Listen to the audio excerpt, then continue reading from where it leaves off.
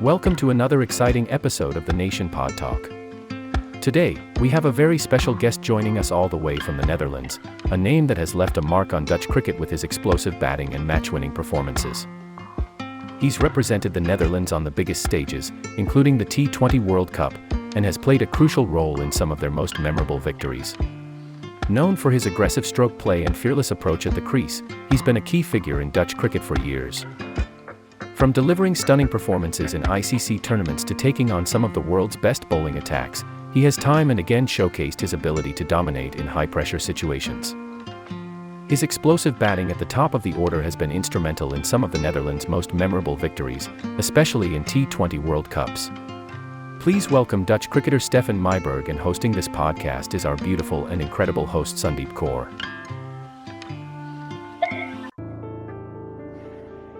Hello everyone, welcome to another exciting episode of the C Nation Pod Talk. Today we have a special guest, Stefan Myburgh, the dynamic Dutch South African cricketer known for his explosive batting and match-winning performances.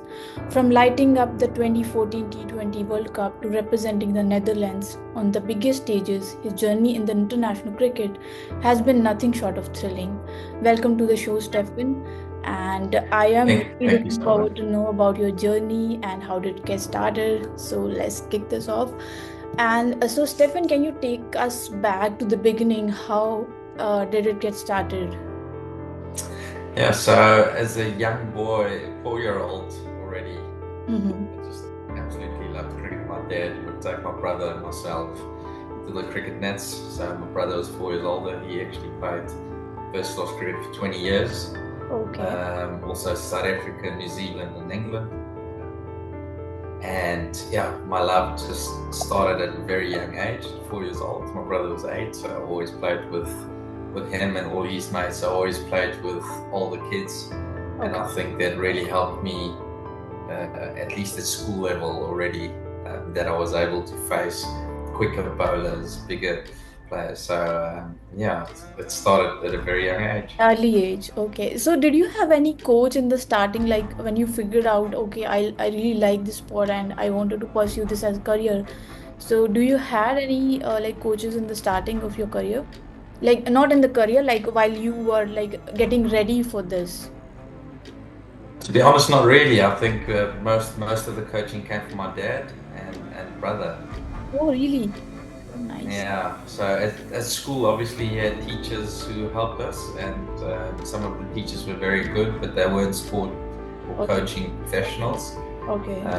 But I think most of my cricket I actually learned from my brother and my dad.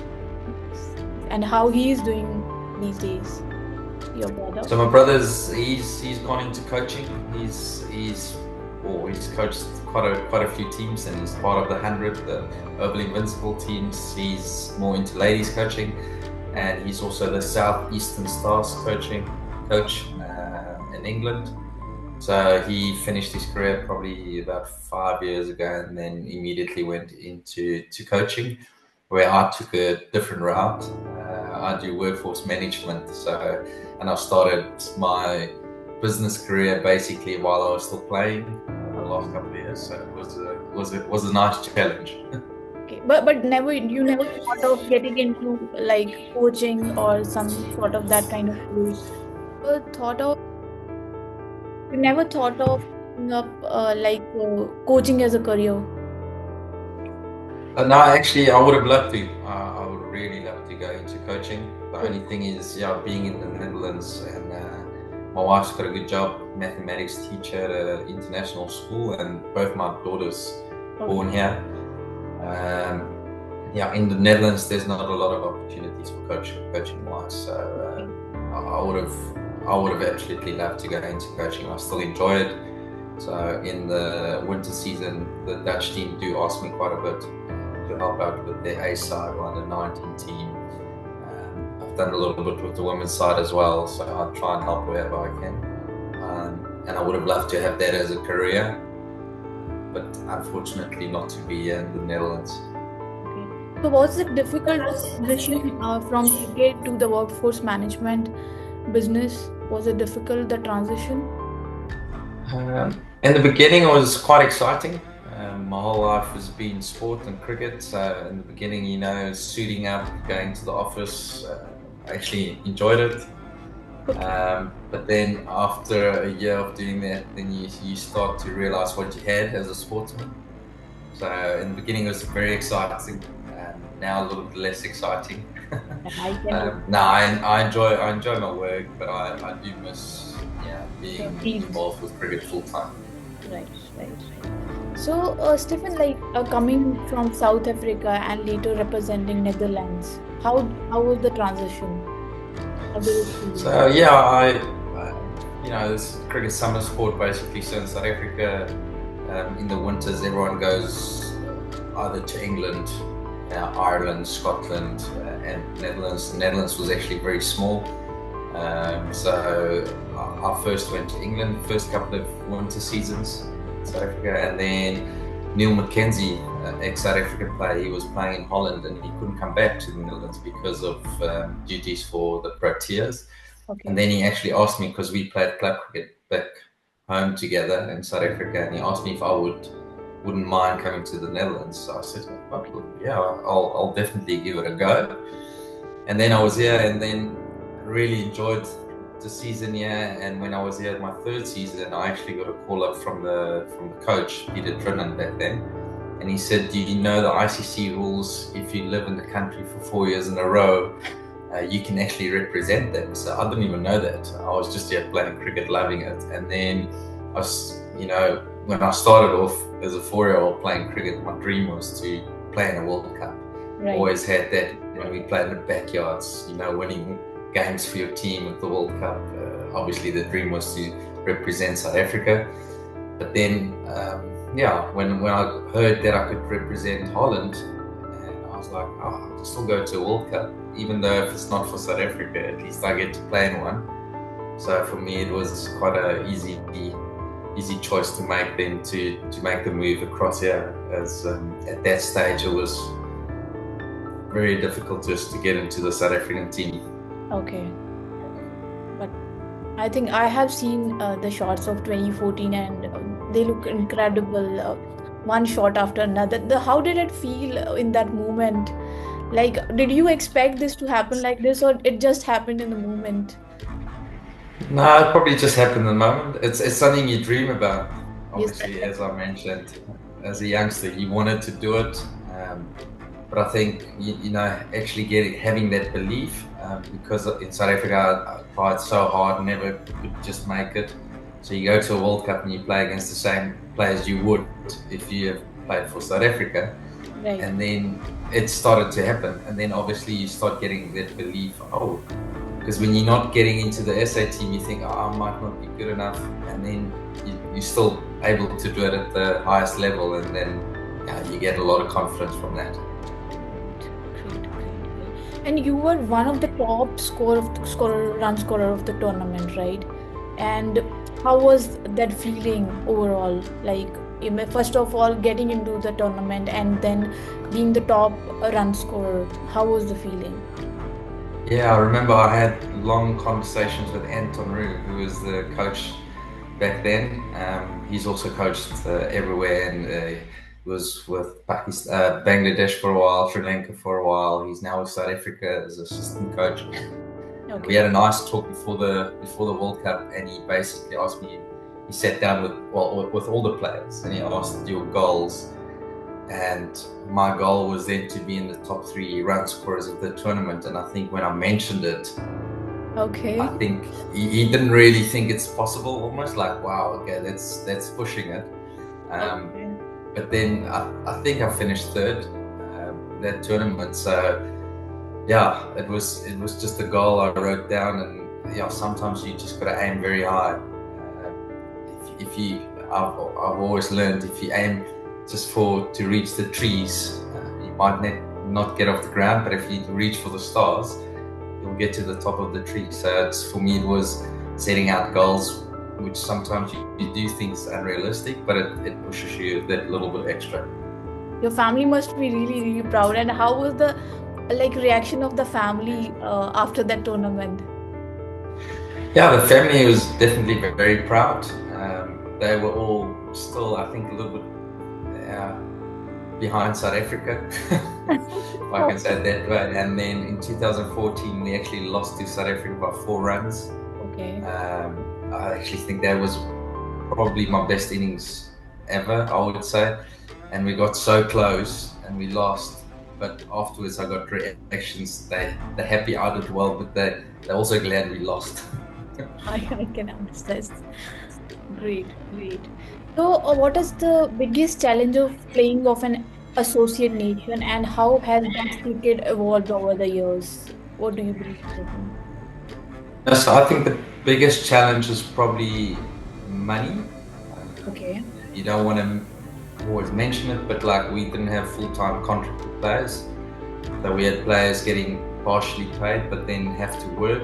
So I think we were 5 contracted players back then in 2014. So if you can imagine our full strength, Australian, England, you name it, they're all professionals playing against guys who's only 5 players are getting contracts. And also, you know, we're talking about contracts where they probably have to do either a little bit of coaching here or there still to make a living.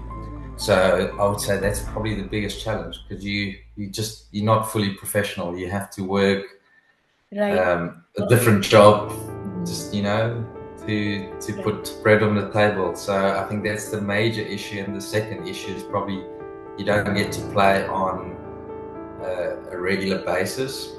At some stage we were playing 3-4 day games, 3 first-class games a year. So it's so difficult then to really improve your cricket when you only play 3 games a year. And so I think that's the challenge as an associate team. I can totally understand. So, Stefan, you were also part of team who beat England, as we were talking at T20 Cup at 2014. So, what was the feeling of beating them? Like, what was the emotion at that time? Yeah, absolutely delighted. I think the nice thing is when we went through the stages after the game against Ireland, we actually did have a little bit of belief that we can beat one of the big teams. So I think there was a little bit of a belief already, but doing it was obviously, it's something you'll never forget. It was a really special moment. Great. So, Stefan, Netherlands has pulled off some big upsets in world cricket. What do you think makes the Dutch team so dangerous in ICC cricket? I think due to the fact that you're an associate team, some of the larger teams might take you a little bit lightly. But now with a few upsets, I know in the last World Cup we had a few upsets. We beat South Africa in my final game actually that I played. Okay. I think that's going to make those teams realize that you can't take the Netherlands lightly. I think we train extremely hard. Okay. Yeah, for the guys who can, if they're not working.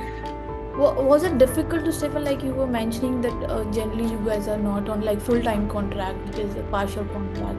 So is it difficult to train and then go back to normal work life also? And, like how do you keep balance between both the life? Because in India, if someone is a cricketer, it's a full-time cricketer. They are not doing anything else. I'm sure it must be very difficult for you to manage both the lives. Yes, it's very difficult, and that's probably the main reason why I felt like I had to retire. My final year, I had to take unpaid leave from work. I was working full time and then doing the trainings at night, where other guys who were either students or contracted could train in the day. I had to train at night, train at weekends. So it's a very difficult thing to manage both. But if you do your planning in advance, then obviously you can do it. There's always enough hours in a day. It's just how much you want it. So it must be like you're working like 18 hours a day, because generally a job takes like 8 to 9 hours, then the commute time, and then going on the field for the training. So like it's incredible, like you guys manage both the things. And then on the top of that, you have to manage the family as well. So Yes, indeed. So I had two little I can't even princesses, or two it's difficult to daughters. process, like, because the player needs rest also, they need their time also, like, just to, because Yeah, I feel like along with the physical health, you need that mental fitness also, and that comes from rest and me time. There are a lot of factors that are at play when it comes to the players' yeah. mental health. Yeah, no, definitely. I think cricket's probably one of the biggest sports when it comes to mental health, mental fitness, and readiness, because it can become such a lonely game. Mhm. So yeah, to manage both, it's difficult, but in the same time, it sometimes also helps. It helps to take your mind off cricket. Where Right. if you full-time cricket and it's just cricket, you might not get away from the game. Where if you work and you have your family and you do something else, it also at least contribute to that. That mental health journey. That leads to my next question. Uh, in today's time, everybody talks about mental health, right?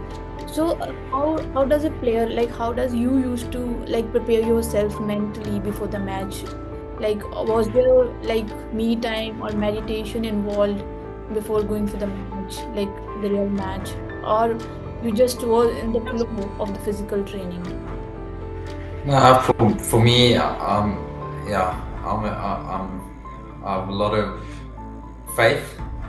So I do spend time with God, praying and thinking of the game. So that always calms me down and helps me. I used to write Bible verses on the back of my bat as well. Whenever I batted, I would pick it up and I can read it. So that always calmed me down a bit, so, which was nice. Any one of your favorite message from the Bible, any favorite verse that you feel like everyone should like keep in their heart, like, everybody have that one message. Oof. I'm trying to think which ones I can use now.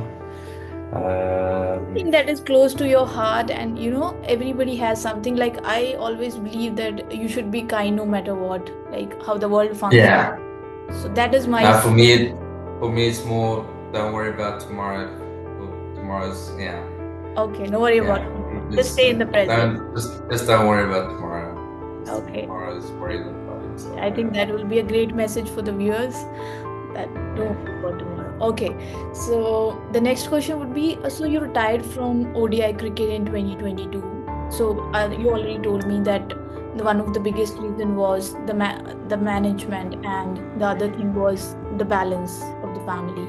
Was there any other reason apart from like there was no full-time contract that lead to this decision, Stefan? no, for me it was just family. Family. I actually love my family. I love spending time with them. Okay. So it was also when I retired from international cricket, I was asked by a few clubs in the Netherlands to join them. But for me, I enjoy my weekends with the family now more than on the cricket field. So when I had that, that burning fire of playing international cricket, I still enjoyed my club cricket. But when I knew that I stopped international cricket, the club cricket now takes a lot of time, which I then rather prefer to spend with the family. Great, good decision. I think. How's the family reaction out there? The kids must be very happy. Actually asked me to play cricket again. No. I'm asking how does the kids are like, Papa, are you going to like play cricket again or not? Did they ask about that? So Stefan, my question was like how the girls react, how your kids react. Do they want you to be on the ground? Like whether they are excited about how you like. Do they want to see you on the field, like after seeing your shots and how you have played in the past? Yeah, so my oldest one, she didn't want me to go on tours anymore. It was also a big part why I stopped. She was crying every night when she phoned when we were in Australia for the World Cup. But now that I'm home, now she wants me to play again. She's like, Daddy, I want to go watch you. So she's quite keen for me to get out there again. And my youngest one's only 16 months, so she didn't even see me play. Right. Great. So what's the next for Stefan Marburg? Like any plans to stay involved in the cricket in the future? Yeah, 100%. So the Dutch team, the KNCP, the Cricket Board of the Netherlands, they know they can always, give me a ring whenever they need someone. I'm always keen to help. I actually love working with the Dutch players, especially the younger ones. Okay. And then, yeah, whenever there's an opportunity to coach somewhere, I'm definitely very keen to do that. I think you should keep your one foot in, like, definitely in like coaching or playing, because I have seen you playing, like you have that like spark. You should Thank like you. leave it, that will be lost for the cricket if you leave it for like you go permanent into the business management. I think you should Yeah, like keep like definitely people yeah, like there will be so many people out there who can like get inspired and get training from you, and it can change their life basically. Sometimes. yeah. No, Great, great. yeah, no, definitely. I've always enjoyed coaching because I enjoy people. I like people. So for me, I always think I had a massive privilege of playing at a World Cup or 4 World Cups at least, and I want other kids to also have that, or be able to live out their dream one day. So for me, that's why I enjoy coaching. It's just I want to help kids to be able to do that. So definitely, I'll stay in touch with cricket for as long as I live, and yeah, I would love to be involved wherever I can. Right. I will look forward to like having you see in some of the matches, hopefully, if it happens. Yeah, Definitely. thank you. So we have planned one fun and rapid fire round for you, Stefan. And so it will be like best bowler you ever faced. Dale Steyn. Okay. And favorite innings of your career? Against South Africa in 2014 World Cup. Okay. And if you could play for any T20 franchisee in the world, which one would it be? RCB. Okay. Just Okay. yeah, AB is he's actually one of my closest friends. We started playing together from 9 years old, Oh, really? and we played together the whole our school for Nice. Northern's under 11 to 19s, and we're still in touch with each other. So yeah, and obviously seeing him playing at RCB, we'd love to play Great. there as well. Great. And a teammate who always made the dressing room fun. The Dutch team.